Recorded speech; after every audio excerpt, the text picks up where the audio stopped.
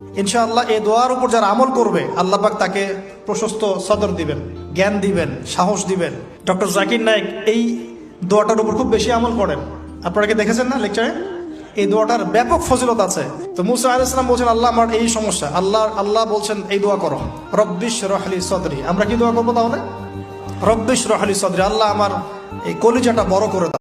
ইনশাআল্লাহ এই দোয়ার উপর যারা আমল করবে আল্লাহ পাক তাকে প্রশস্ত সদর দিবেন, জ্ঞান দিবেন, সাহস দিবেন। ডক্টর জাকির নায়েক এই দোয়াটার উপর খুব বেশি আমল করেন। আপনারা কি দেখেছেন না লেকচারে?